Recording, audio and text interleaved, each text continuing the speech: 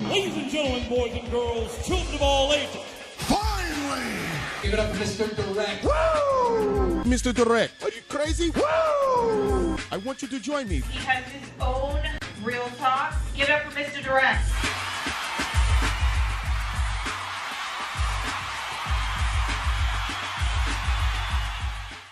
What's going on, ladies and gentlemen, boys and girls, children of all ages? You know what time of day it is. You know what I'm doing. You know how I do it. I'm bringing you something that I told you I was going to do. These are still kind of the test stages, but guess what? I'm live. I'm back in color, ready to do what I do best, give you nothing but what? Real talk by your man, Mr. Direct. We got a lot to talk about in a short amount of time, but it doesn't make a difference. You know me. You know what I do. You know how I get down. I'm always Gucci, baby. I don't know what it is. I always say the word Gucci. As well, you know, I didn't want to give her props. I didn't want to because I kind of don't like her. I didn't want to admit I didn't like her, but I don't like her. It's all good. But, you know, I have a special guest in the room with me today, and this is my co-host. So I got two special guests. This is the first one. This is my co-host. What's your name again? Susan Hampstead. Susan. Well, you guys speak up. People need to hear you. Susan Hampstead. Susan Hampstead. Stop trying to sound sexy. Ain't nobody trying to look at you on here. We're trying to keep a clean show. Fine. We got a special guest that wants to be on the clean show. Right. And you trying to sound nasty. No, I was trying to sound sexy. There's a difference. Well, don't sound sexy. Ain't nobody. I ain't trying to hear you like that. Fine, Mark. Thank you. What did I tell you about using my real name? Mr. Direct. Oh my God. You don't have the beat button? Listen, it don't make a difference. Let's just keep it going. Listen, we got a lot to talk about. Listen, sports, health, technology. There's an internet video going on of some woman trying to walk on a tightrope and bouncing herself and looking like she deflected off the rope like in WWE with the clothesline. So if you haven't, go check it out. Your man, Mr. Direct, is going to post it on his page. But I hate to do it to you. You know what I got to do? Most of all, I have to do this because I have to do it. I want to bring in my special guest and mention Machen Pritchard. I'm sorry, I mispronounced your name, but you threw it on me. I just saw it all at once. Ladies and gentlemen, please give a round of applause for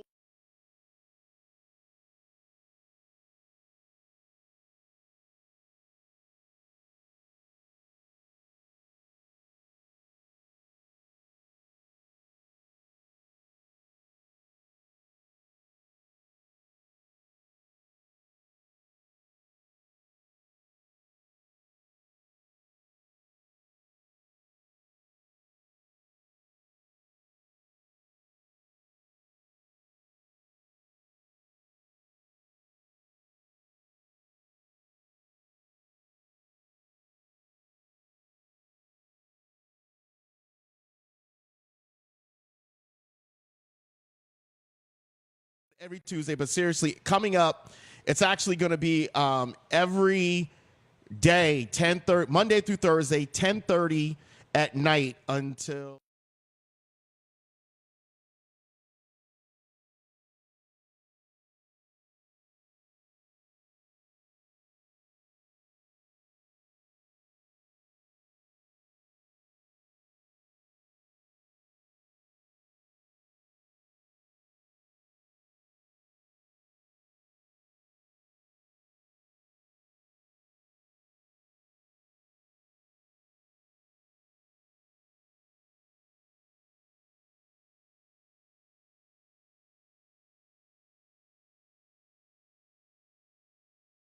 on.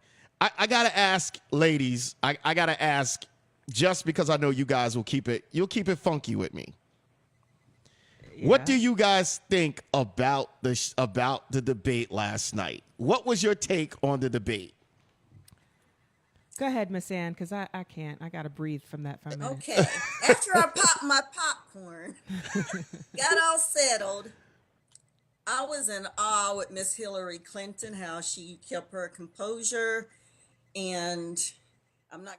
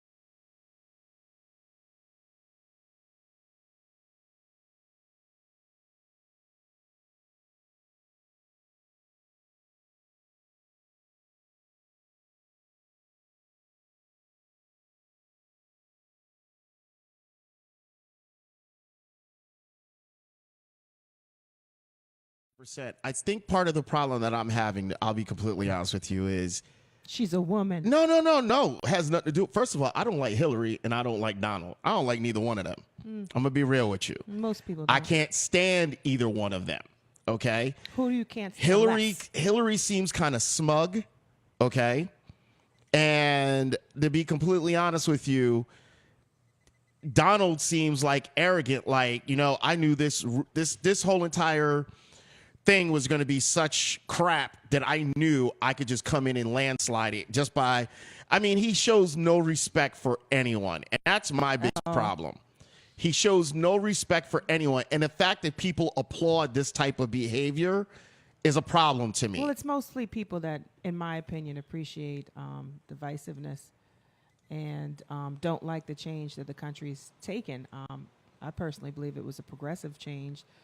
And Why are you trying to sound all intellectual right now? Okay. You want me to just say he's a jerk? He's a jerk. I'm just no. I want you to speak your voice, but I wasn't used to you sounding all intellectual. When we talk about something important, I get all smart and stuff. Like you was sounding very intellectual for a I second. try every now and then. I try. Okay, you caught me off guard. That's all. Well, the presidency is just a very, very, very important thing. So, we can make jokes about it, but we actually have a joke running for president. So it's time to be serious. No, okay, and I'll agree with you on that 100%. It is. It's what we're going through right now. It really is. It's a shameful thing, to be honest with you. And I looked at it like. Here's my issue. When they started talking about how are we going to handle the issue with race relations. Yeah. Right? And he's just like, I just dealt with that last week. Well, he that was it. And then he goes into, are you ready? Think about this. He said, well, we got to get back to law and order. Yeah, like you go straight from racism to law and order. I get that it's a topic of the day, but it's like, okay, you do know it's a little broader than that, right? You know what it sounded like? He's getting cliff notes on the black people. Ladies, to me, you know what it sounded like he was saying? We got to put these black people back in their place. Of course, but we can't. I agree. I think It does. the point there. That was the undertone. And it's the thing. Everyone wants to talk about, he's not racist. He's not racist. I always say that I don't get it.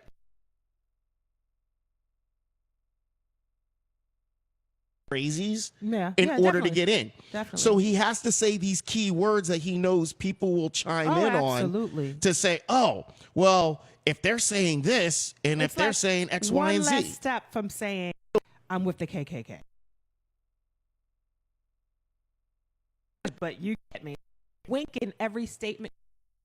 And it's one of those things where it's not so where intelligent people know exactly what you're saying, and the people that follow you and want you in office know exactly what you're saying because they believe in those divisive things. They believe in, putting themselves first and everyone second. 100%. Now, and when you were watching the debates, I know you had your popcorn, you was getting down, right? You was getting on with the popcorn, getting your little chuckles on, enjoying yourself. What in your mind was a key point of it? What in your mind was like, yeah, okay, was there a point in your mind where you just was like, basically like, okay, I know who I'm voting for at that point? Okay, one key point that really got me is when Mr. Trump did not want to disclose his federal tax. Well, he's successful. You know this. He does great. Yes. He's really, really successful. But I'm thinking on like what Hillary was saying, what is he trying to hide? I think if you're candidates, all these, 40, 50 years or so have to disclose their income returns, why can't he disclose his? Is going to be exposed, he can explain away anyway. So I'm not really stuck on the why he's showing you his taxes because there's just so many other blatant things that are in front of us about him that he just explains away ignorantly and we accept it. I don't mean we, but I mean his supporters accept it. So I think even if his tax returns show him to be the devil himself, he still has the followers he has because they recognize him as the devil and they want him in office. for what his purpose is. So I think they're excusing. I mean, they know he says these things. They know what he does. They know his wife's butt naked somewhere. I mean, it doesn't matter to them. They want this man in office because anything's better. You do know that Melania or whatever her name is. She's a beautiful. She is, but do you know that they keep saying that she's going to bring so much more prestige to the office than Michelle? Oh, no, I had someone actually say that she's going to bring class to the office, and you know, she's such a classy lady, and like, oh, what makes her classy? Because she's black. I don't get it. I really don't get it. Like, what's classless about? She didn't grow up. She's rich, but I mean, I think she's a classy lady. I think a lot of us essentially get caught up in what we want to believe, and when I say that, I think a lot of us look at our own perspectives of the world and say, "Hey, this is what I think." And we don't think about those others who are, hey, this is their life. I met a couple the other day, last week, and I said to them, understand this. As a white person, he's probably speaking towards your fears, your insecurities, whatever. Good or bad, that's what he's doing.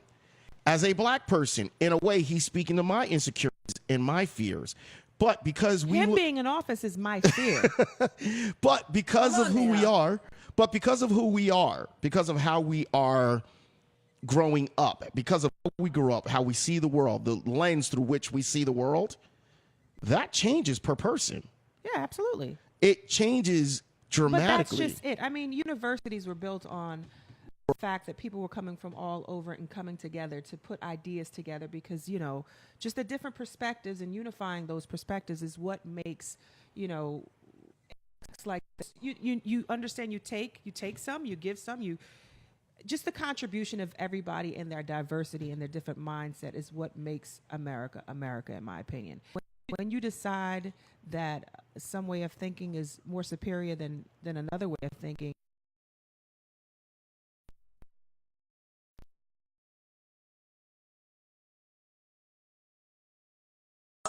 like in my neighborhood, being a black person, all I saw a lot, now you know how old I am, but I saw a lot as a child, the people in the community, they were always having to be like someone's maid or someone's chauffeur or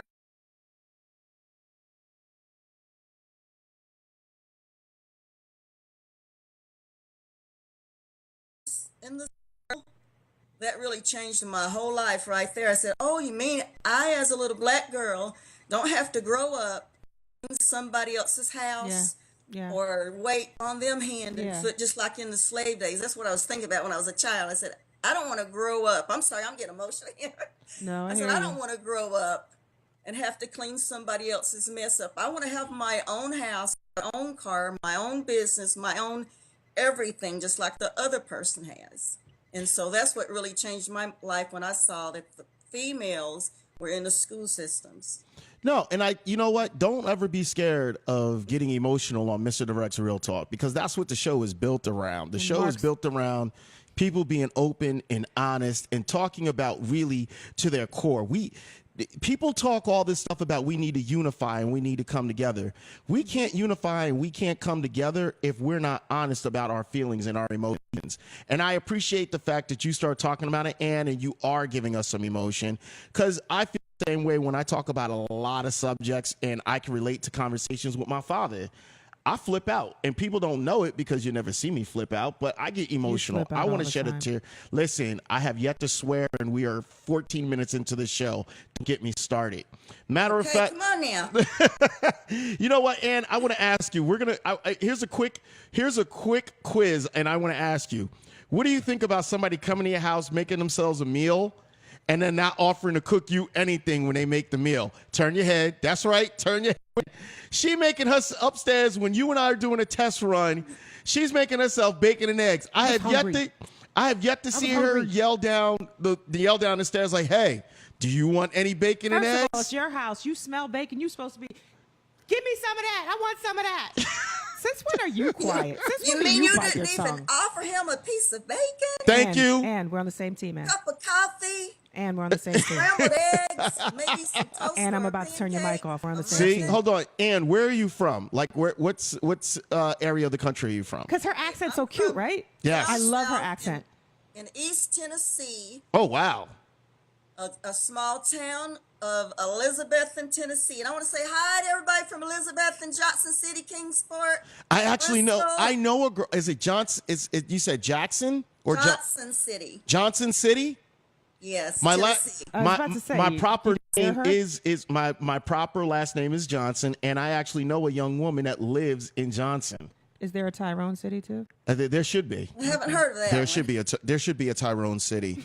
There should be some city somewhere in this United States because Tyrone was such a classic black And name. it's no longer. I was speaking with someone about that It's the other not. night. It's like you had the Ingrids. You had, I mean, certain names just sound old to you. Big up because to they're no Ingrid longer- Castle. Big up to Ingrid Oh Castle. yeah, well, I mean, she's the last Ingrid. She's like She is. You she's don't like know the anybody with that youngest name. Ingrid. She's like the youngest Ingrid. know a few but we were people saying named that Tyrone. nobody is going to name their child Tyrone anymore. Like probably 10 years from now, Tyrone is going to be the old man name.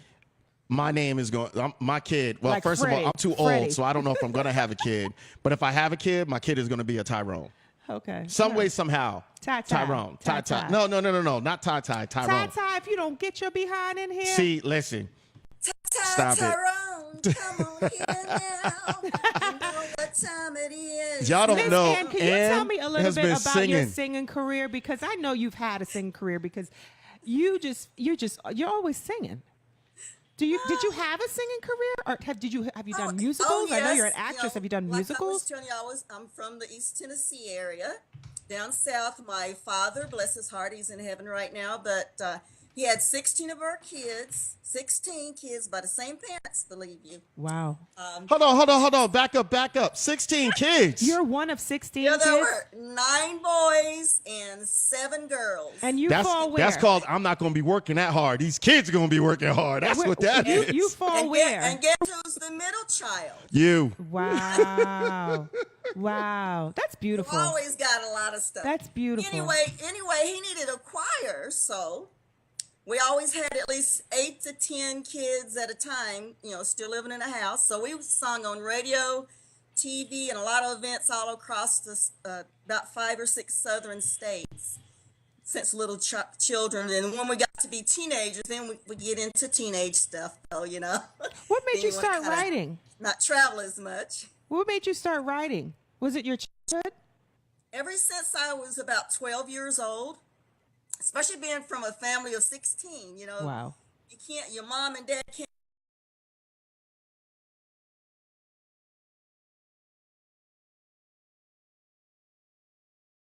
Great adventure. When I'd read a book, I'd be in another world.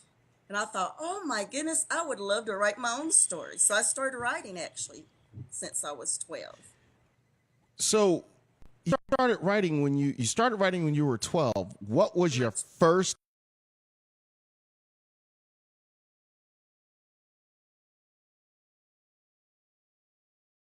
Actually, I didn't publish anything until I was 50 years old, believe that. I Wait a minute. waited till I raised my kids, had my family, and then I Is she telling me decided she's older than 50? to. Are you trying to say I'm all that you're into older than education. 50? Everybody says, well, you should be a teacher. I said, well, I teach my books. My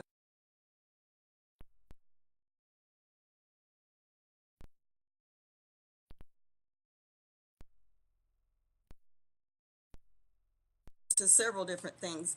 I had a lot of relatives and friends that were dying, overdoses, or having some kind of injuries and effects of the drug and alcohol abuse.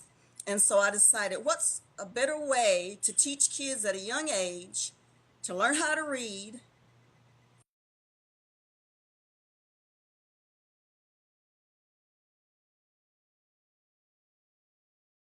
bottled up inside, because when people bottle things up inside, that's when it can go on to like when they get older in life, and they'll carry it for the whole lifetime. And I decided to make reading fun, so I put 4 stories, and I've got it right here too.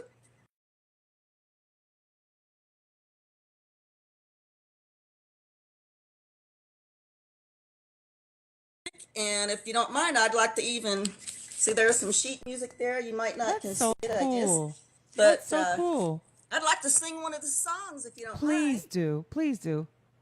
You've got to talk it out, then walk it out. You don't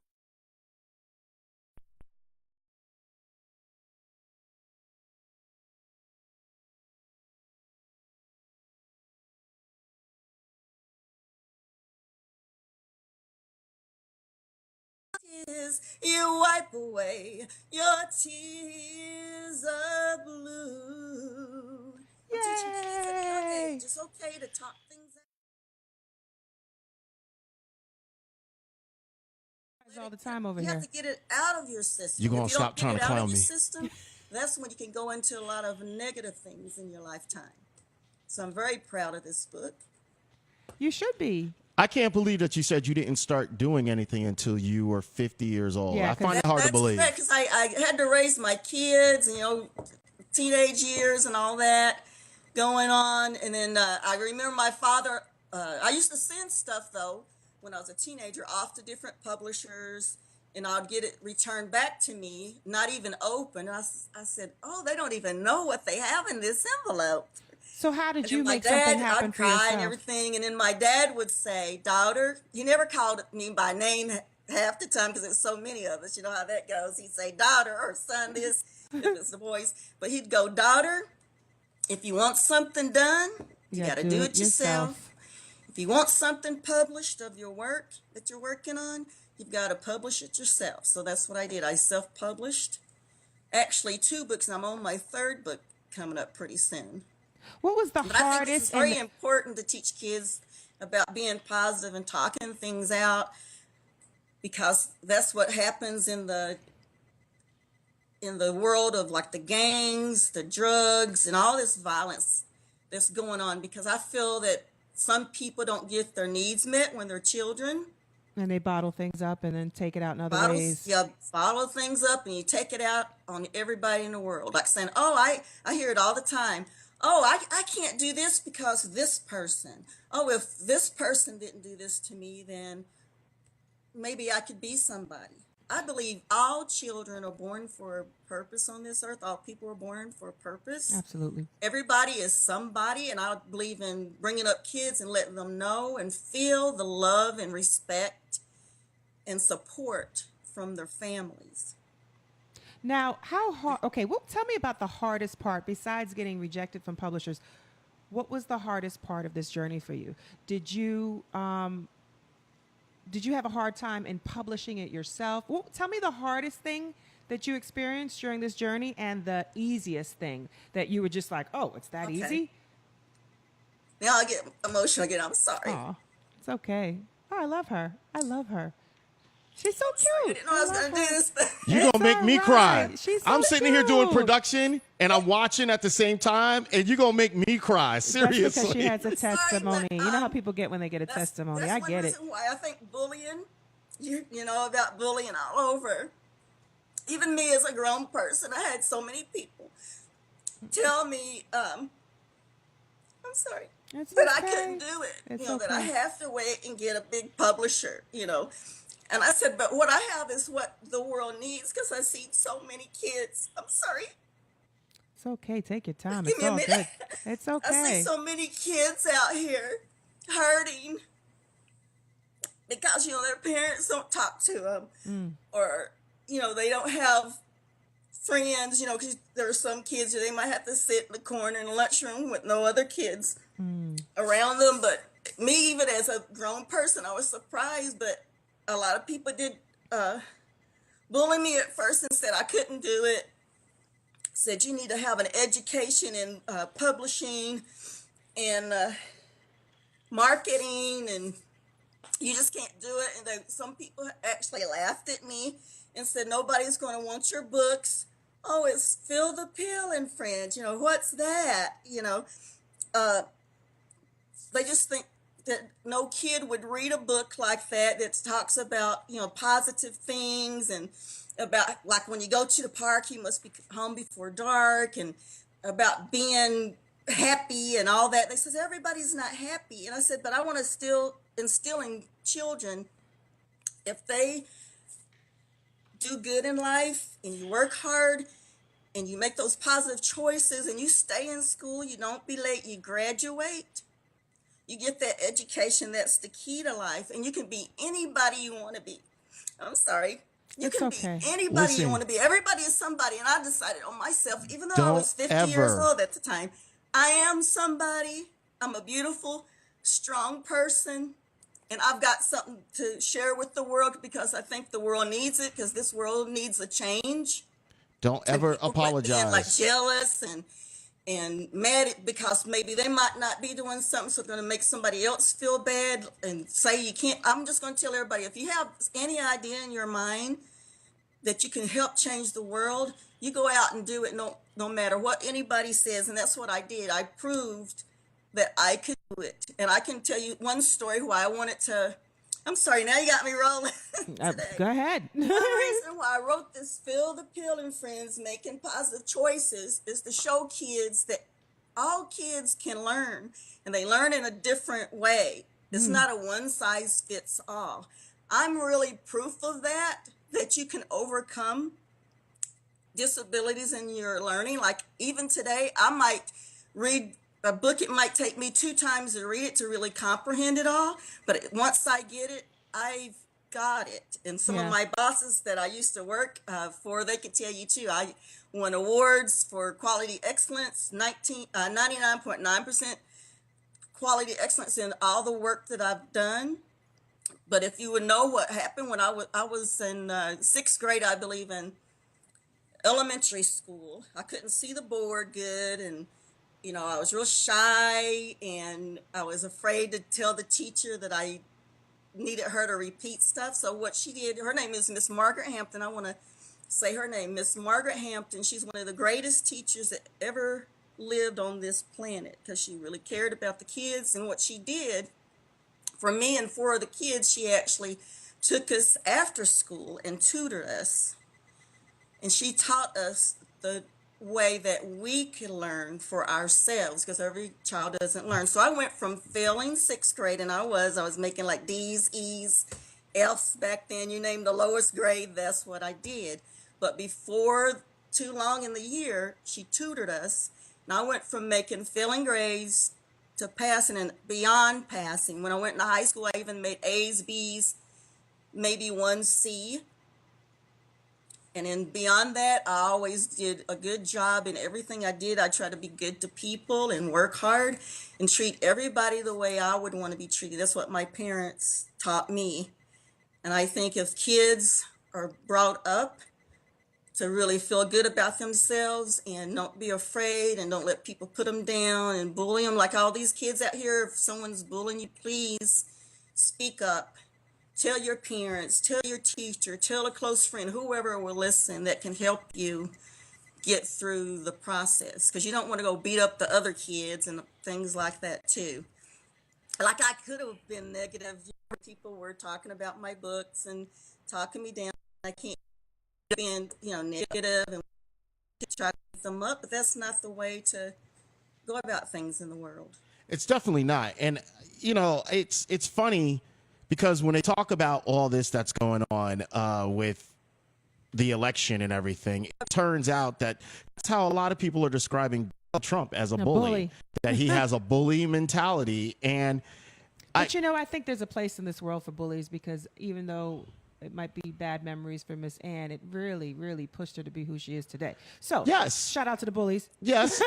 And that's the thing. It's, they always say, turn your negative into a positive. Exactly. That's my point. And, That's my point. I can relate to her. I totally relate to her on a level of, when I did Real Talk, people told me it would be a bunch of BS and it wouldn't be anything. And, I kept doing it. You walked in.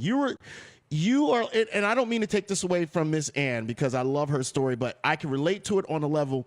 Every time somebody comes down in this studio, they're like, yo, you really did it. Yeah. Like you didn't, I didn't think you were going to do it. I thought it was all this. I never thought it was all this, but it's just like, when you say something, Mark, and then when I see that you do it, it's always like, go ahead, boy, because I know you put it out there, and I can see your determination. You make things happen. And it's an amazing thing seeing Ann like emotional over her own story, because some people are not emotional about their stories.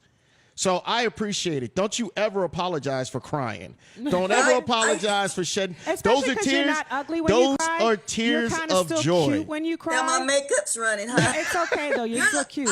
You don't want to see me cry. I must say this, Mr. Direct, you must be really awesome because I've been interviewed on radio, TV all over the country. You're the first one that's really brought me to tears this bad. You know what? And I it all know, out of me. you know what it is? When you get interviewed by most people, there's an agenda and they don't really care about your story. I care about your story. And I want you to share your story as it really is, not versus I'm selling my book. I have 5 minutes. What can I say about my book? There's so much more to the book. There's so much more to the story. And that's what Real Talk, listen, I tell people the slogan all the time and they think I'm joking. Real people, real conversation, real talk. You know how many times I started crying when somebody asked me about my dad? Yeah. But if you ask me in 2 minutes to talk about my dad was the meanest, nicest, most cheapest, most expensive, most I will do anything in the world for you, but at the same time, get the heck out of my face. I don't want to deal with you. So it's funny, but there's a story. Yeah. But then when you get me into talk, like I'm thinking about my dad now, I'm starting to get emotional. When I start but when I talk about my dad, I talk about the last time like I actually spoke to him. One of the things he did for me, like now I'm seriously crying. I get emotional because that's real talk. You're sharing a bit of who you are, but we need more of that. All the things that we see going on in the world with race relations and sexism, machism, all this stuff, if people would start sharing who they are at their core and open up that little bit of emotion, we would be so much better off. Not to mention getting things So off much your better chest. off. Not to mention getting things off your chest. But you really, I mean, Miss Anna, you've moved me, and I'm sure for a lot of people watching this, you are an inspiration. Your story, your plight, what you've accomplished. Just decide to do something on your own. A lot like Mark. Just, you know what? I'm going to do it myself. And you know, you told me the harder end of it. But what do you think for out here that you can say this is more easy than you think? Or is it just hard and you push through it? Or is there a combination of both? Like, I think a lot of people get intimidated when they think of publishing their own book. I think it's a little bit of both because sometimes it is hard to get people to support you because, you know, everybody's like me. Right. You know, you go help them. And then all you want them to do is give you a little love too. Hey, you know, I've got a book too. Mm-hmm. Yeah, I can help you with yours. Or if you're got this small business getting started, like a restaurant or something. I'll come and eat at your restaurant or something. But then sometimes people don't want to return the love of, you know, like network together. You know, true networking in the book world or any kind of business is helping each other out. Right. Not just thinking about like me all the time. So do you think you had the crabs in the barrel thing happen with you? Where you could have been probably lifted up a lot quicker, but people were just kind of like, get out of my way. I want to be on top. Yes, I could have gotten it out a lot quicker. You know, like I said, you know, I waited till I was 50 years old to really tackle it. And I will say this, I know a lot of people don't want to say a race thing, but when you're somebody of color, it makes it even like triple harder. Does that mean anywhere. within your community or outside of your community? Well, I think within all communities, it's hard for, I'm going to say it, this is real, like you say, Mr. Real Direct, talk, let's do it. I think it's hard because I get really sad when I see, you know, the whites, Latinos, the natives, Somali, different other kind of races or cultures, they support each other And you don't think the blacks in do? the businesses, but I think the people of color, I'm going to say it. Go ahead. They're still in a disconnect. Yeah. A disconnect Yeah. for some odd reason. I have no idea I mean, it's. why they don't want to support each other. Like this little book. I mean, we're trained that way, Like, I right? can the book should be in all I mean, we're schools. trained that way. Hold on. And Miss Ann, not to interrupt you, I can actually answer that. I love the fact that you said that. I will actually answer that. Please do. As black people, we are trained to try to do everything to be accepted into white society. Like OJ. Everything.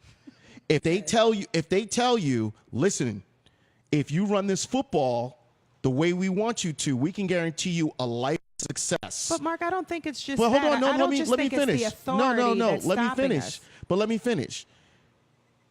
Everything we do is about acceptance. Everything. If we want to make money, we have to find a way to be accepted by everybody. When I started doing this real talk and I started talking openly about my sex life, about my private life, people ticking me off, you knew. What was the joke? Don't swear on the show. Right. Everybody. And I'm pretty sure, Miss Ann, you saw some of my updates. It was like, oh my God, it's funny, but I can't believe he said that, right? Yeah. Made you blush. Exactly what I said. Exactly. But people didn't want me to say that. Why couldn't you go middle of the road? Why can't you be plain vanilla? But yet and still we applaud those artists who, I'm sorry to say, are white. When they take chances, it's, oh, he took a chance and he made it. But as a black person, and it depends on your field. As me being this way, you'll never make it. Nobody wants to hear a black man speak that way because once again, you're hostile. As black people, I found help, but very minimal. When I ask for help, sure, some come by, but a lot of them run because they don't want to be affiliated. But now they see the success. They see it about to come. Little by little, what you need for me to help you. And I'm not saying not all. The ones that have made successful and see talent in me jump to help. No question. They push me to it. But those that don't know, but might have a key, and that's the thing. Those who might have a key to help you don't want to help you if it's not, I can't take this to my boss, who might happen to be a white guy. Because they get it. But they don't think their boss will get it. And let's face it, if their boss doesn't get it, you could have 100,000 followers. But if their boss doesn't get it, I'm not helping you. You're on your own. Figure it out. Well, I think that's one aspect of it that's very valid. But there's also the other aspect of when people are in positions to help, sometimes they want to be the only one up there. Sometimes they just want to be the only one up there. They don't want to spread the love, share the love. If you're the first black successful children's book writer, I mean, you would think that there would be more saying, okay, well, let me grab some more black children's book writers and pull them up where I am. But some of them just want to be like, you know what? I want to be the only one that's talked about. I want them to buy my book. Not knowing that people got more than, what it costs to buy your book in their pocket. It's like, you can buy more than one book. So I've even bought people other make authors. situations, they make competitive situations when there really aren't competitive situations. Everybody wants to be the number one seller. So to me, I mean, I just think, I was in the publishing industry for a while, and I saw a lot of people not willing to help each other out, and it's really sad within our own community, the people that had doors open for them not really bringing others along with them because they want to be the only one there in that position. So I see the whole crabs in a barrel thing, but I also see what Mark's talking about, where it's like you're cautious who you bring in that door with you. Yes, but I've even bought other people's books, but then they don't return the favor. Oh, I'm not saying help me so I can help you. I help you anyway, no matter if you support me or not, because I think what I have is something that's needed in this world, and I try to be good to everybody, treat everybody the same. Miss Ann, I don't mean to cut you off, but I keep meaning to ask you, how do we get this book? you got to tell people how to get to the book. You got to tell them. And I'm going to post it again on the Insider feed, but you got to tell people how to get to your book. Okay. You could go to my website actually at www.cafepress.com/Mount Creations. That's MAMP Creations. On my website,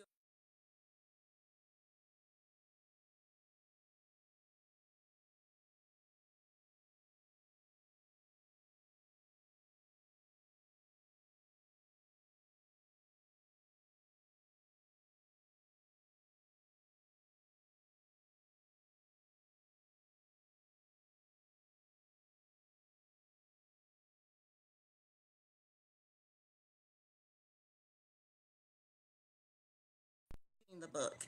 It's really awesome, and several schools have used that cartoon in their schools on their whiteboards to open up conversations about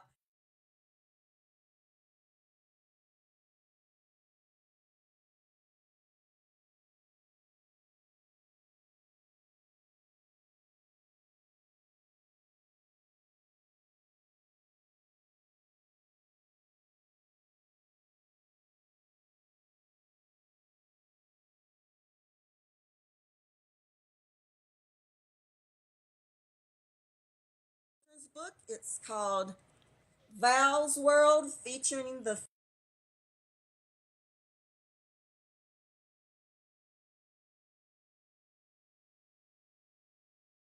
first, but I like to make reading fun, like Phil the Pill and Friends, Making Positive Choice. It has the 4 stories with the 5 songs with the sheet music, so the kids Miss can Ann. sing with their parents and be interactive. And in Val's World, I put recipes in the back, because what this book is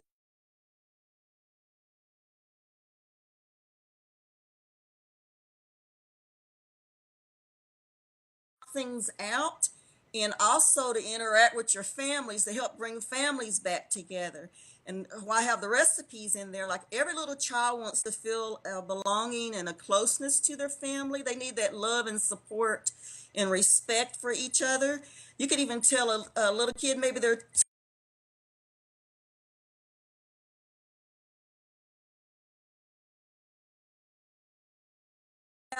have them hand you the lettuce or the tomatoes, or something, so they can feel like they're a part of the family. And it's based on the teamwork of the teachers, the students, the whole school system working with the teachers.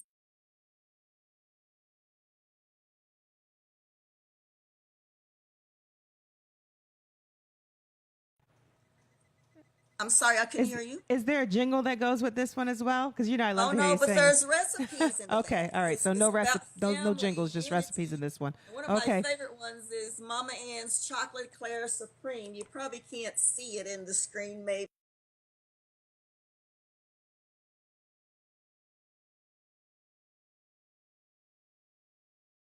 It's helping them to, like, you have a meal together and then you get around the table and start asking each other questions like, how was your week? How was your day? What do you need help with?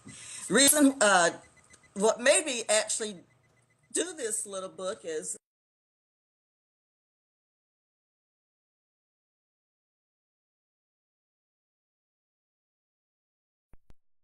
and then it got kind of emotional on the first question I asked, how was your day? What do you feel like? And then they started talking with a lot of emotion and crying about their feelings, what's going on in their lives and stuff. And then I decided, if they're getting emotional, just for me, asking them how do they feel today, this is not a game or anything. This is really something that's needed. So I got the idea, why not I have the little Val cartoon, have a Val's World featuring a Roundtable children's book too. Miss Ann, this is what I want to do for you real quick. Okay. Okay. You sent me the song. Ladies and gentlemen, this is the song that she wrote. Now, she's got a beautiful voice. So I think it goes without saying, maybe she should have sang the song herself, but we're going to play the song that Miss Ann wrote. Okay, let's hear it. So we can't go any wrong with that. It's, listen, it's only a minute and 54 seconds, but man, it's a good song. I want you guys to hear it. Hold on for a second. We're going to get that going. There we go. Am I allowed to dance? You can jingle. Uh-oh. Drugs and alcohol will always end it all. Got a little beat to that. Drugs and alcohol will always make you fall. You had a nice wife. You had beautiful children. You had a nice home. You were never alone. Drugs and alcohol will always end it all. Drugs and alcohol will always make you fall. You had a good job. You were making pretty good money. You had a nice car. You had friends here and far, Drugs and alcohol will always end it all. Drugs and alcohol will always make you fall. You did not listen to the ones who love you. I think it's sad that your life's gone bad. Drugs and alcohol will always end it all. Drugs and alcohol will always make you fall. Drugs and alcohol will always end it all. Drugs and alcohol will always make you fall. Drugs and alcohol. Drugs and alcohol. Drugs and alcohol. Miss Ann should have sang it. Not that there's anything wrong with the current version, but I'm anxious for a Miss Ann remix. You know it's never too late. Make a change. Was that you at the end, Mark? Think about it. No, right? Sounded like you. Yeah, it's not me. Who's the dude at Miss the end, Ann, Miss Ann? I think Miss Ann, I think you should have got Puffy to do a remix of that. Take that, take that. Take that. Drugs and Alcohol song sponsored by ain't Ciroc. going nowhere. Thanks so much for playing that. And I just wanted to say something. You look While like I you were wrote getting the song- emotional for that song too, Miss Ann. Huh? You look like you was getting a little emotional. for that song too. Yes, because, okay, I'm sorry. Oh, she's so cute. I love her. You are so beautiful. You are love so her. beautiful. I love her.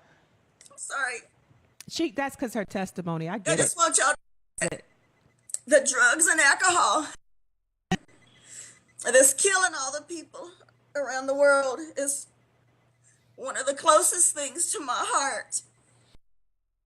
It really prompted me to start writing my children's books. For one thing, to try to encourage kids the importance of their education about communicating things. Don't keep them bottled up inside, because things can happen to different people when they're kids, and it can go into their older age. And I think that's one of the reasons why some people get into some of the addictions. And I was even just in ninth grade in high school where I lost one of my friends, and he was only 15. Can you believe that? 15 years old, where somebody tried to teach him how to shoot up heroin. I was just in ninth grade and talked to him on a Friday, and then come back on a Monday and he's not there. And then people, were starting to talk about what happened. And then I've got several people that I know personally, friends and relatives, that died early ages from the, It's okay. from Miss Ann, drug and alcohol abuse. And I just decided the last draw, when I knew two younger people too. One was 27 and one was 29. One was going to college, and I thought she was just on the top of the world. And then somebody told me that she had died. I just kind of hit the floor and I said, oh my goodness, somebody has to do something. This can't be, people this young. I know people that's as young as 15, and the oldest was only 45 years old, that the drug or alcohol abuse took their lives. And they didn't do overdoses, like some people think, oh, everybody's just going to overdose. You can accidentally kill yourself by just drinking too much. Everybody's body can't absorb the same kind of alcohol. Everybody's body can't even take painkillers, and it just kills me. I'm sorry, I'm going to preach now, I guess, because It's this okay. is the main reason why I even wrote my books, because I'm trying to, encourage kids to try to be saved when they're little. And like I get upset when some parents thinks that little kids age 2, 3, 4, and 5, 6, that they don't see anything that's going around. Like if they see their own parents shooting up drugs or taking pills, they see that. They remember that. I know for a fact myself. You talking about getting real, I'm telling you, even when I was a little child, I saw someone, since they were like 16, drinking, like people would be drinking like in different communities or whatever, and then I saw them drunk several times. I said, I don't even remember how old I was. I know I wasn't even school age yet. I just said, I don't want to, gosh, is that what happens when you drink too much? I don't want to ever have to do that. How that happened to me. And then I would see people laying in ditches or, fights and stuff going on. And I was just a little child. I wasn't even in elementary school yet. So I know I had to be 6 or less. But I get upset when the parents don't think that a little child that young can actually remember things or really be paying attention. So as parents out here, we got to watch what we do in front of our kids, for one thing. And I get so upset when some of the parents don't even go to the school conferences to help support their kids and things like that. And then What I'm saying, the kids bottle things up. Like if you don't support them as a child and let them, get their needs met as a child, then they will grow up and they'll start taking pills or start drinking too much to try to, pacify their hurt and their pain right deep down into their souls. And that's why a lot of the, I guess I'll say it, a lot of people that went to rehab, it seems like they only can go for 28 days or 30 days to actually fully heal someone from the drug and alcohol addiction. I think they need to go 6 months or longer. Oh, wow. Into a residential treatment. We used to have some really good residential treatment centers around here, but then, I don't know if it's the government or who, but they were cut out because they didn't have the funding. And so then here you have it. Look at the epidemic now with all the opiates and they're wanting to legalize marijuana. That kind of gets to me right now. I think one of the things that we're going through in this country is that criminalize drug addicts. Yeah. We don't really take the time to understand that drug addicts have a problem. That problem is not, shouldn't vilify them for having that. Listen, it's been proven that an addictive personality does that, an addictive personality. Yeah. And granted, we shame those who get addicted to drugs, but we don't shame those who actually get the other stuff. And we're going to keep it clean, but sex addiction to some people. Shopping becomes addicting to some people. Some people get addicted to TV. They can't comprehend real life. Everything for them is about a television show. But I think it's important what Miss Anna's doing because she's trying to make it in the 100%. bud. Like she's trying to get these kids early. She's trying to get these kids saved early so they have, certain strengths in them to avoid these things. I remember, I have to tell you the truth. When I was going to elementary school, I did the AIR program, and I grew up in the whole just say no era. And it really, honestly, kept me away from drugs. They used to show us movies of crackheads and funny, of course. What crackhead isn't funny? But it was just like, oh, I don't want to be that person. And how does that start? Oh, well, it starts with drinking and then weed and then this and that. And we can argue and debate the gateway to habits, but not everything is for everyone. It's not. And it's important, and it was important for me. I think I kind of have an addictive personality, and I can only imagine if I indulged that early on in life. I'd be the crackhead sitting next to you. I think we all do. I think we all have an addictive personality, but some of us aren't tempted. Like a friend of mine admitted to me that she was addicted to heroin and she had to go away. And when you say some aren't tempted, no, but what I mean is my point. No, it's an extreme. But if you make drugs look like they're not cool instead of cool, that's what did it for me. It was just like that. Ain't nothing cool about that. No, and I hear you, but what I'm saying is I think with some people, their mind is always looking for an extreme. It's always looking for a rush, and it's from the time they're kids. Yeah. Their mind is always looking for a rush. So when people say, oh, if you legalize marijuana, that's the gateway drug, now they're going to jump into, other stuff. No, their mind has already been set that no matter what, it'll never be happy. For instance, did you know that a lot of people that are ex-heroin or opiate addicts become marathon runners? Really? Because their minds need that adrenaline rush. So the only way they're going to get that adrenaline rush is if they start doing extreme sporting, that's what I mean. That explains a lot. That's what I mean by addictive. Being an addict is not easy because it's part of their life and it's part of who they are. It's part of their makeup.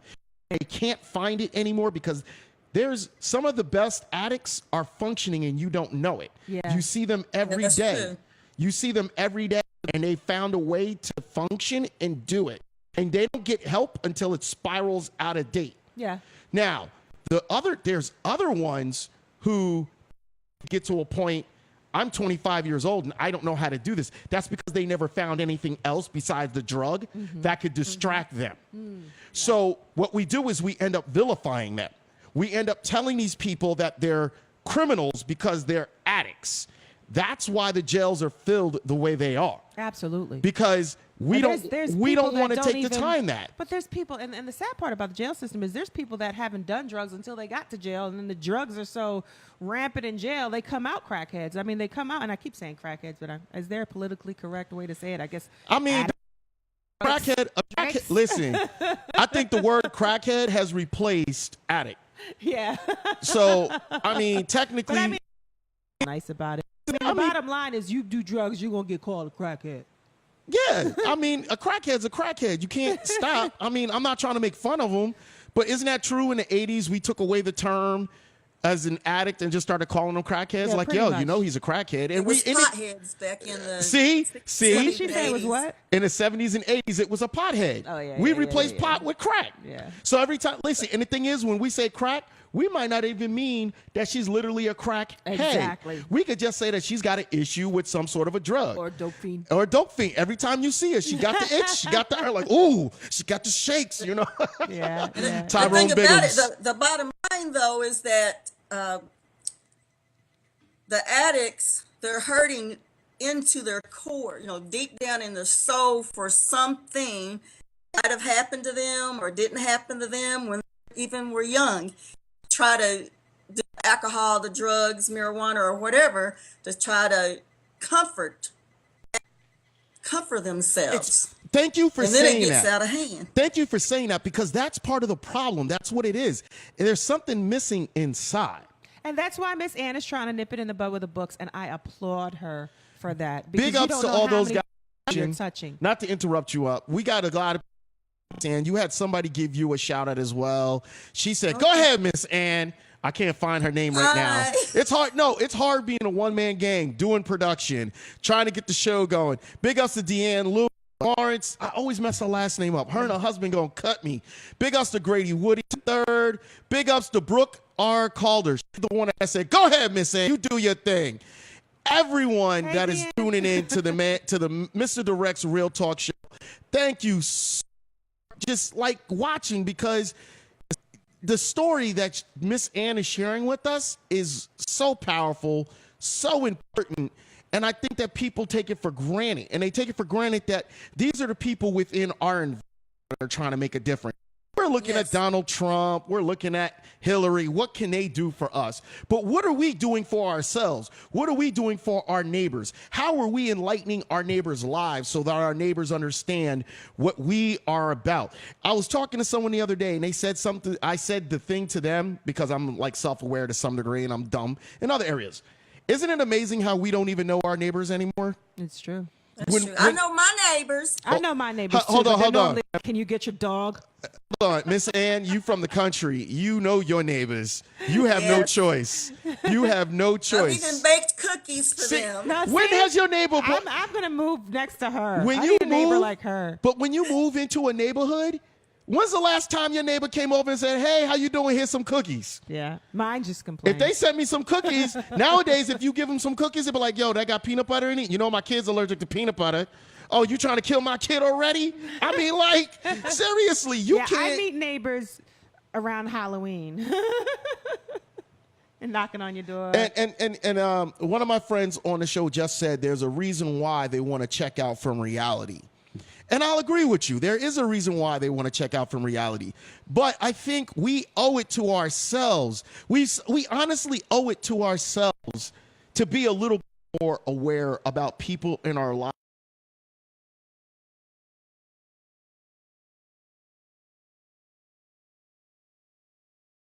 People are so arrogantly isolated. Don't talk to my child. don't- Don't. I remember my mother allowed other adults to go off on me, punish me, chastise me in public.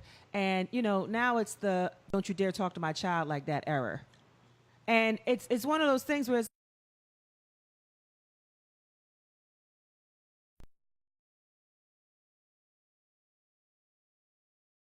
And I don't understand why people don't like that. Why are people so selfish nowadays that Don't talk to my you child can't like talk that. to someone's kid? You literally you can't. talk to me, you don't talk to my child. I remember growing up, Miss Ann, and you being from the country. My family's from the country. South Carolina, Hemingway, South Carolina, big shout out. I'll be seeing y'all in the next 5 years. I'm just saying, big shout out. And North Carolina, too. But no, I'm just saying, I remember if your aunt, if your neighbor, if anyone snitched on you for being bad, they actually had permission to beat the crap out of you. And then when they told your parents, you got another whipping. Now it was a double whipping because your parents won. Why'd you make the neighbor whip you and embarrass us? That's right. Now I'm whipping you because you embarrassed me and because I have to discipline. You never wanted to catch the second one because the second one, and if they had a bad day, if that bad day was going, there's a little extra something.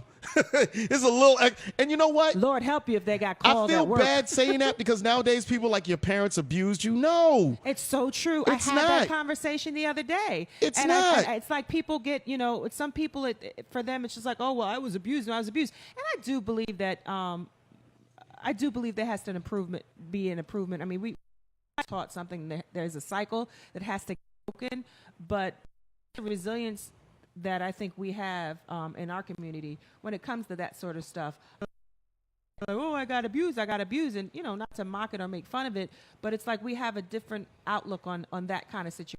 100%. Yeah, 100%. Listen, Miss Ann, we didn't want to keep you all day. Ourselves. We want to keep you to ourselves, but we had so much fun having you. I want to bring you back on again. Bless him, Miss Ann. I think you know that, though. We forgot to talk about my latest book. The Spirit of 16. We can talk about this next Hold on. No. We're going to talk about the show right now. We're going to go ahead and talk about the Spirit of 16 now because she popped that bad boy. Yeah, we ain't have enough time to talk about this. What was that? We're going to talk about that. Bam.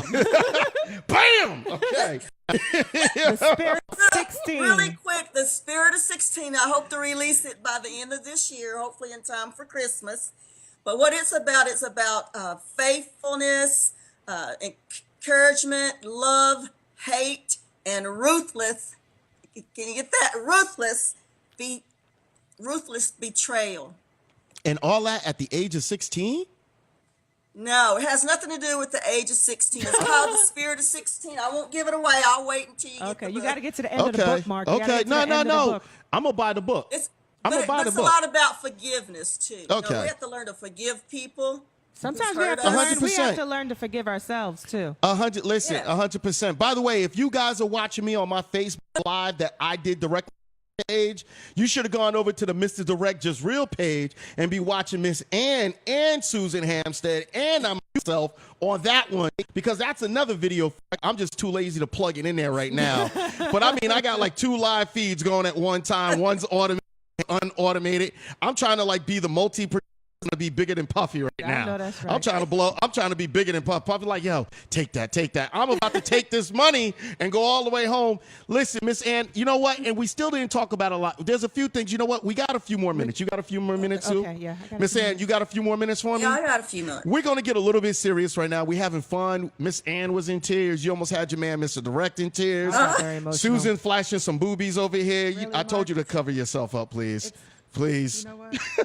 Just when we were going spiritual, Come on just now. when we were being uplifted, the heathen just creeps back in you, doesn't Listen, it? it's called Mr. Direct's Real Talk, so we keep it funky all the way around and we have fun with this. So let's go back to this. Miss Ann, I'm going to ask you some questions and I just want you to go. We already basically talked about it, but I want your honest opinion on it. And Susan, I want your opinion about it too, right? And I'm just going to, I call this game the first thing that comes to your mind. I'm just going to throw out nouns, like things, and you're just going to tell me the first thing that comes to your mind. You ready? And we can't curse, Miss Ann. No swearing. No, I don't. I know she No, doesn't. she's from the South. You know what she gonna say. I was just teasing. You know what I she don't gonna curse. say. My dad was a Baptist minister. I know. I can tell. She gonna hit us with bless your heart. I could tell. She has that foundation. I can tell. Okay, you ready? Okay. Chris Brown. I don't really have comments. Daddy always said, if you ain't got nothing nice to say, don't say nothing at I all. don't have nothing That's nice what to I'm say, gonna so I can't say anything. I'm sorry. I have to be honest with Chris Brown. You're just saying first thing that comes to my mind. I think can't wait because I think he has. I think he's on a journey, and I think he's going to get to the point where there's a maturity that's going to kick in, and he's going to recognize the road he has been on, and he's going to be in a better place, and he's going to look at his mistakes. He's going to look at the anger that he has, that he's carrying around, Some of them valid reasons to have that anger, and other things he just has to forgive. Too much money, too fast. That's all I'm gonna say about Chris Money. What I Chris recommend Brown. for him, Could be that. read Fill the Pilgrims, making positive choices. Don't be a grumpy Dan. I love it. I love it. I love it. I love it. I love it. She went out. She took it to another level. Okay. Do you have another? No, you ready? Uh-huh. Okay, so you got Okay. Chris Brown, okay? Okay. Donald Trump. Clown. That was easy. Should I say something? She's Yeah, trying you got to say something at this point. You can be saved Okay, and say just one something, Miss word. Ann. 2 words. Be truthful for once. Maybe that was more than 3. Be Those- truthful. No, that's good. That's good. We went with be truthful. So Donald Trump is be truthful. So we know that. So we got that with Donald Trump. With me, my thing is stop feeding racists. Yeah. Just stop feeding racism at all. Just stop feeding it. He's not going to do that, though, because that is what he's winning with. Well, I mean, you're not really winning when you're appeasing them because at the end of the Well, day, not winning. the black but you're- community is fed up. I mean, but We're his fed up. supporters are about that. Yeah, but we're fed up, so it's about to go down like Chinatown. I'm just You got like, another word for us? He gets too much energy, in my opinion. I always got energy. That's why Miss Ann wanted to be on the show because I got energy. Not you, Donald. got I mean, the like he gets too energy much of our now. energy. Oh, here she goes. We're Mr. talking about him all the time. Real She's gonna have to talk do your new jingle, Mark. I swear. radio. Yo, And when I'm- she says "walk it out," I'm always like ready to do the dance. I'm gonna need you to Walk make up a it dance out. song, Miss Ann. Gotta talk it out today now. okay. So I gave you there. I gave you Chris Brown. I gave you Donald Trump, and I'm thinking of these as I go along. Okay, you ready? Yes. Kanye West. Jesus walks. I love that song. I do too. I love that song. And I yo. want him to Jesus take us Walks. back there. He needs That's to go the best back to thing. that. That's I the best need one him to that he's take us ever back done, I there. think. It His kinda production touched- on that was crazy. Yes. That's a crazy production on that song. Yes. And like you never heard anything before it. You never heard anything Well, after it. I mean- No, what I mean was you never heard that type of production before Yeah. or after. Yeah. That is such a unique done. Well done. Yes. Okay. He should do more of those like Yes, that. Okay. he should. Yeah, he do should. a whole. Well, he's so talented. It just, Yeah. What are you gonna say? Kevin What are you gonna Durant. do? Sell out. Do you follow basketball, Miss Ann? Not that much. I mean, I mean, what? The it's only more reason I football, said that but- is because when I hear Kevin Durant's name, that's normally what follows it. It's not that I think that of that man, but it's just like, what do I know about Kevin Durant? He's a sellout. His mama's awesome. I mean, I don't know what else to say. Yo, his mom was a true MVP. Exactly. Tears. Yo, that's still a heart. That was still a heartful. Like that was a heartful speech. It was. Like that. You know what I love about some athletes? You know the love that they have for their mom and their dad when they give that speech and they got to give the award over to their parents, and it's like, yo, no, you the real MVP. Like I couldn't have done this, and they break down in Yeah, tears, and yeah. then the camera goes over to the parent, the parents in tears, and you're like, yo, this is just a love fest that I was not ready for. I was just trying to see you accept your award, and this has just turned into a love fest. I'm A-okay at You this gotta be point. careful when you watch those shows. Yo, That's good. I'm not expecting it. Okay, so we had that. I gave you Kevin Durant. I gave you Kanye West. I gave you Chris Brown. I'm trying to think of somebody. You know what? Adele, the singer. Awesome. Adele. Beautiful. Awesome, beautiful. Yeah. Nobody has anything. Who You could can't say say nothing anything negative bad about her. Hey, you can't say. She's like Miss Ann. Who could say something bad about Miss Ann? I don't think She's anyone. beautiful, strong, and talented. You know, Miss Ann, I want you and Christine Clayburgh on this show at the same time.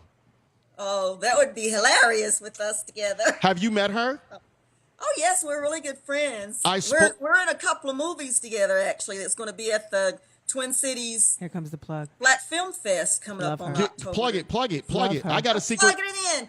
Everybody come to I love her.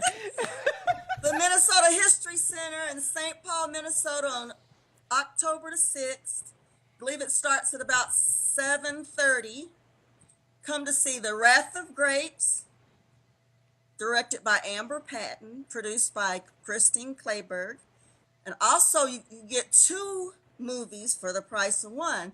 We have another one called The Christmas You Don't Know that was produced by Christine Clayburgh and directed by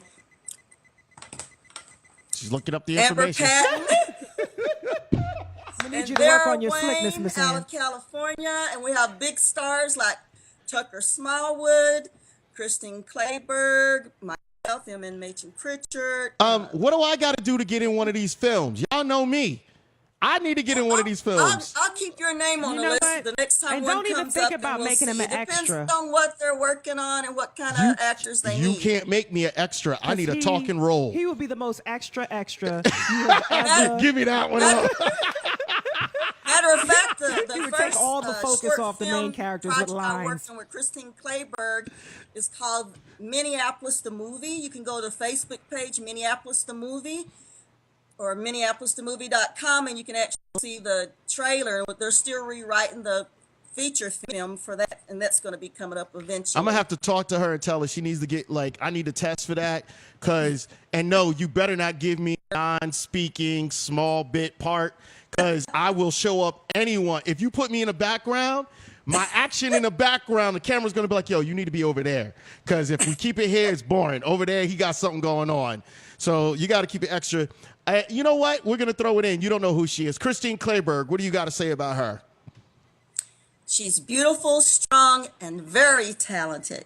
And she's served our country in the military.